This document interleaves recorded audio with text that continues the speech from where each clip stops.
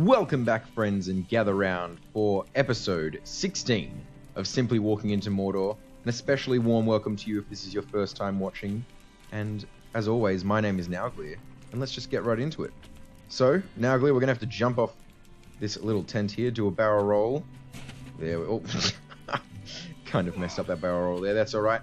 Guys, we are going to do another skirmish today. We're going to do the second of the 3 skirmishes that we unlocked from hitting level 20. And I keep reminding myself whenever I say I hit level 20, we have this box that we haven't opened yet after all these episodes since we hit level 20. We've got this box to open. Let's see what's in it. Yes, we have some useless power and morale potions. And a little circlet. How does it look? Can we see what it looks like? Oh, it doesn't look too bad. Actually, we might wear that. Let's chuck that on there in the head slot of our outfit there. That looks pretty darn good. Put our little circlet on. Kind of matches the rest of the clothing. Alright. And let's our luscious locks flow as well. We got ourselves a new box. We'll wait till level 30 to open that one. And we are ready to do our next skirmish. If you were very attentive last episode, you would have noticed that I did forget to put on this necklace, but in between episodes I've equipped it, and our endeavor to complete this skirmish will be made much easier because of it. Right, so without any further ado, let us get into our skirmish.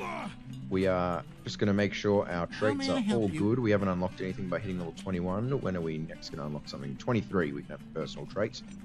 Alright. Until then, we don't have to worry about them. We're going to do an offensive skirmish again. And this is going to be Trouble in Tuckborough. One of the earliest ones. We're going to do this at level 22.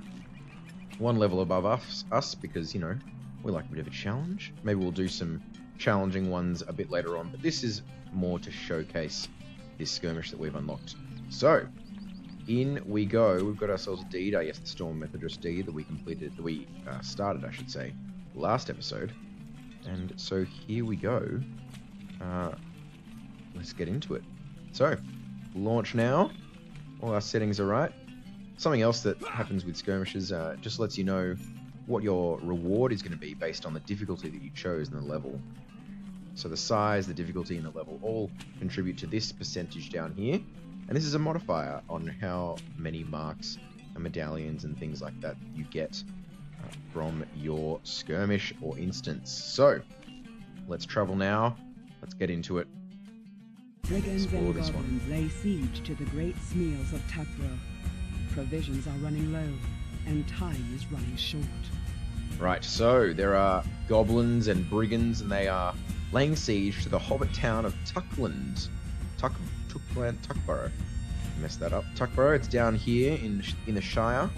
We're of course over here in Breland currently, but the Shire just to the west, and we're down here in Tuckborough. And we are going to assist by freeing the bounders and the citizens of Tuckborough and help them take back their little town. So, let's call our herbalist. Comment down below if you've got a suggestion for the herbalist's name. Otherwise, she's just going to be called herbalist for the rest of her life, and that's pretty boring. So, if you have a name suggestion, leave that in the comment section down below. But let's get into it, guys. We are in our area of effect mode, which is exactly where we want to be. Now, we found another new lieutenant here in this first encounter. Oh, those goblins are going straight to our herbalist friend. That is not good at all.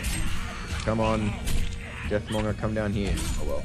Now, the Deathmonger, usually very important to kill first. And I might show you why by killing these guys before him.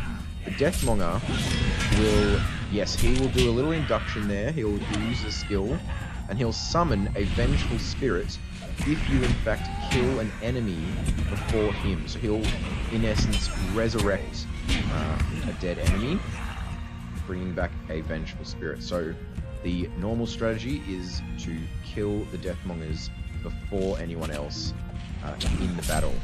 So that's something to keep in mind. Next time we'll definitely aim to kill those Deathmongers first up. But as a champion, what can you do really?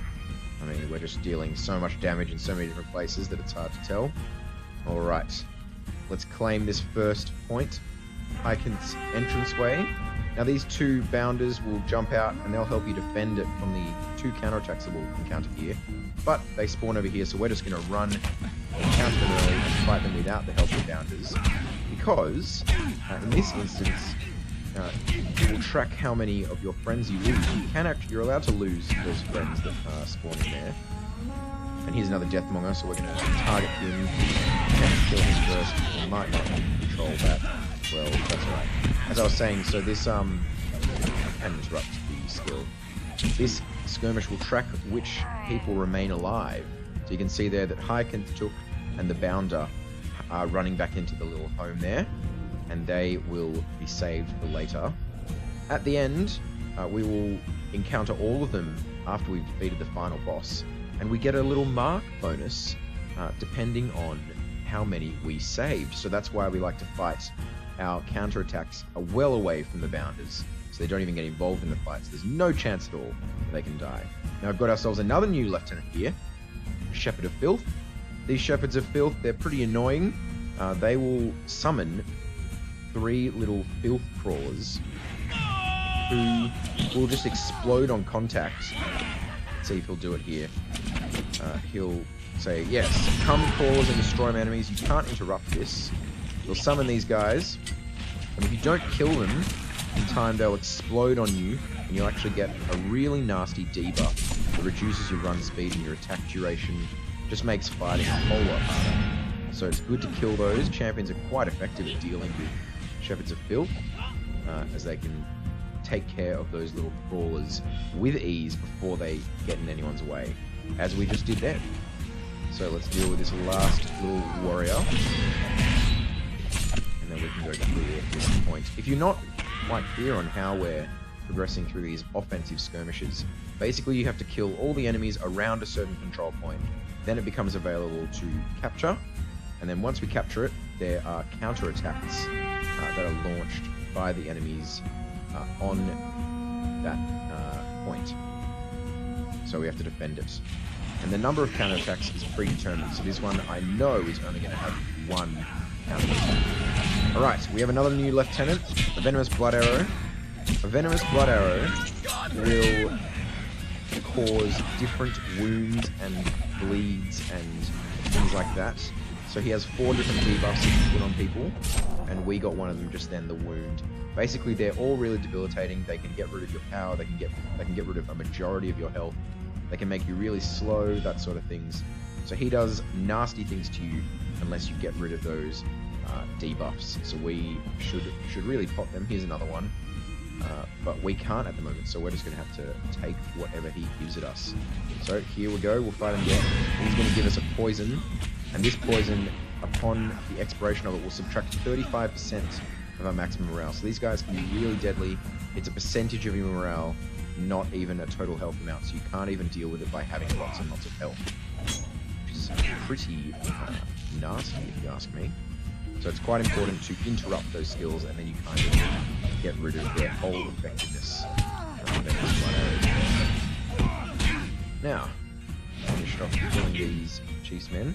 Something you might have noticed is when we encounter a new lieutenant, we actually get a deed to kill an amount of these. They start with a deed of 5, so we have to kill 5 troll wound takers, 5 deathmongers, 5 shepherds of filth, that sort of thing. And you get 50 marks for completing that deed. And once we complete them, we actually unlock the advanced, and that requires us to kill 50 of each. So let's claim the southern hillside.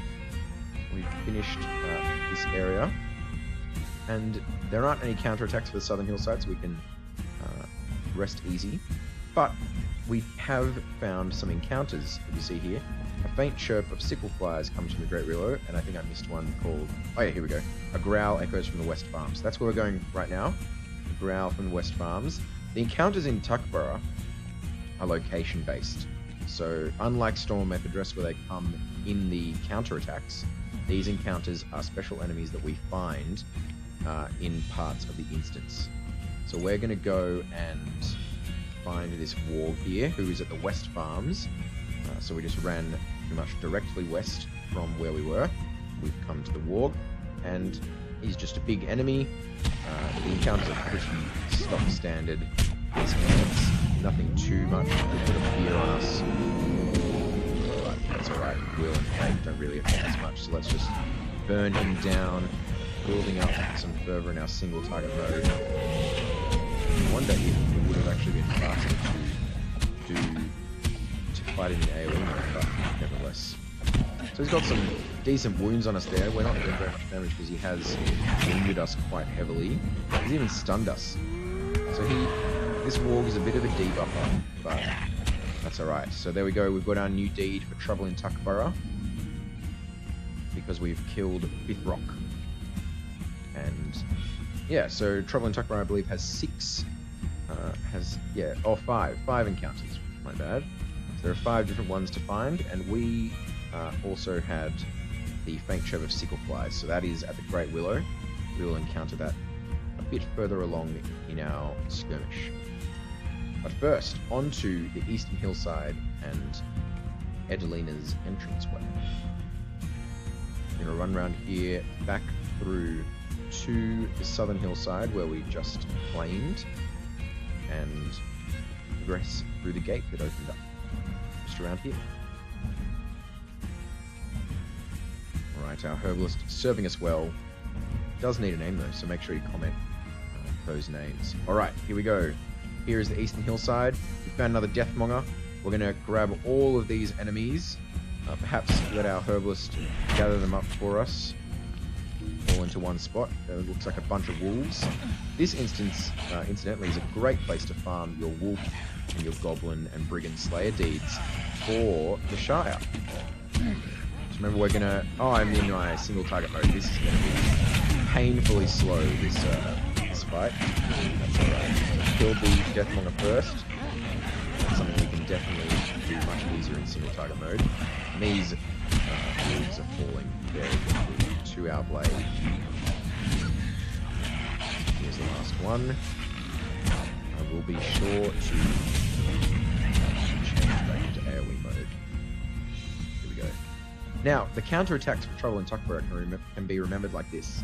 Start with 2 at the first place, at Hyacinth's home, and then 1 at the next point, then 0 at the southern hillside, then back to 1 on the eastern hillside, and 2 again on Adelina's entranceway. So we've got 2, 1, 0, 1, 2, and you can also tell by how many bounders are spawned at to help you defend. The amount of bounders is the amount of counterattacks you'll have. We got ourselves a Defender of the Vile here, remembering that he will increase the defenses of all mobs around him, so we can target him down first. Not that it really matters with our champion. There we go. Brought them down. Only 1 counterattack for this hillside. Now we have Adelina's entranceway. Got some goblins, and we have a Deathmonger over here, so let's deal with him first. Looks like we're going to get our Deathmonger rather quickly, which is very handy indeed. Looks like our herbalist up there is really tanking for us effectively. Just getting all those in one spot for us. Thanks, herbalist. Good job on keeping yourself alive. We'll take it from here. Down. Herbalists are actually incapable of doing any damage whatsoever to enemies. So if you're someone kind of like me who's a bit proud and wants to have the killing blow on all the monsters, then having the herbalist is good. Right, we have cleared Adelina's entranceway. Before we deal with the counter-attacks and claim that point, we're going to deal with the Great Willow Fly, the Great Sickle Fly. So we're going to fight off all these little flies. This is how you trigger this encounter. Fight off all the little ones, and then Old Root will wake up, and he will fight us once all these 4 are dead. Quickly bring all these guys down. The Raging Blade, there we go. The Bog Lurker awakens in anger. There we go. We are with Old Root. We'll bring him down just like any other elf enemy. I think it is actually faster in our single target mode to fight these guys. That's alright. We've got our herbalist healing us, which is very helpful indeed.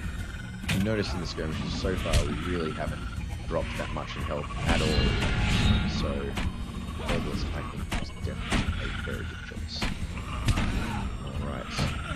Almost got this old route down, making sure we keep up our rend bleed and armor rend as well. There we go, fallen down. Something you also might have noticed is we're getting a bit of loot from these encounters. They're these little tokens. Some people like them. You can put them down. I'll show you what they do. You put it down and it gives you a little buff area or a debuff for the enemy. So if you have enemies in this area, they might have a debuff, or it explains what they do here. So this minor tokens of the arrow's flight is an item of power. Using this item will affect your enemy with a penalty to ranged offense. So basically, you chuck it down and anyone who is fighting with ranged will be worse off when they're fighting in the effects of that banner. But they're really not that potent. They're effective in raid level skirmishes, but not really for solo. I end up just ignoring them. They do disappear from your inventory after you finish the skirmish, so it's not a big deal. Now here we are. We have 2 counterattacks to fight off, the second of which will include a lieutenant, but we have called accidentally a lieutenant from the area ahead, which is a Dowhand Kegmaster. The Kegmaster will do 2 things. He will cause a buff. We've got our second counterattack here, and there's a Shepherd of Filth included. The Kegmaster, as I was saying, will he'll do 2 things. Basically, he will give you a buff/debuff, and also give himself the same buff and debuff. And what that buff and debuff is, it says here, it says you drink, you get extra damage, you also take more damage, and you miss more often. So it is a debuff, but it's also a buff. You do more damage. But both of you, the Kegmaster and he, will get that effect on you when fighting him. So that's the thing about the Kegmaster to realise. And so fighting him from range is actually a really handy way to do things. Right, the Stormkeeper. Stormkeeper is very much like a Runekeeper in the way that they manage themselves. In larger levels of larger sizes, they will summon sigils of destruction that basically they're like little runes they put down on the ground, and they will deal fire damage to anyone within a decent radius of them. And you can chuck down as many as 3 at a time. And so it's really important to kill them because they do quite a bit of damage, especially if you're managing to get hit by 2 of them at once. So that's his little special thing, the Stormkeeper. But in solo, they're pretty simple. I'm going to claim this final control point here and encounter Filzof, the general of the enemy. He's the final boss, but first he's going to send a group of little adds at us before we get to fight him. So we'll just deal with these, and they're pretty weak. A couple of brigands and goblins, nothing too much to worry about. We'll bring down some of these, and then we get to fight Filzof. He doesn't have very much health, he's got even less than Hunter. So we can just deal with him pretty quickly. Don't have to worry about our health. We've got our trusty herbalist keeping us alive. You are not yet finished, that's correct. And we've got him. There we go. Okay, so now we have Thane Paladin Took, who is Peregrine's father, if you did not know. Even from the books and the movies, his dad, that is him right there. We're going to claim this final point. We get 11 marks, 7 marks, and 2 medallions. The 11 is for completing the instance, and the 7 is for keeping all those hobbits alive throughout the instance. And you find them all right here. They're very happy that you have saved them. And we get 2 medallions for completing that. Might even get a medallion to keep them all alive, I'm not sure. Oh well, we loot our chest, get our monetary reward, and speak to Thane Paladin Took to complete our skirmish. And that, guys, is the Trouble in Tuckborough skirmish. I hope you enjoyed it. It's one of my more favoured ones. I enjoy running it. It's a pretty simple one to run, and it's definitely it's obviously one of the earliest ones to run. It's not quite as fast as Storm or Methadris, but it is quite enjoyable to run indeed. I just wanted to check before we finish up. What level do we get our next set of armor at? We can go at 23. We get some new armor, and that could be very helpful for us indeed. Seeing what sort of things we can pick up from the skirmish camp, because that is pretty useful to increase your effectiveness in combat, and wherever you can get a little bonus is good indeed. But guys, It's going to be a bit of a shorter episode today. I just wanted to showcase that skirmish for you today.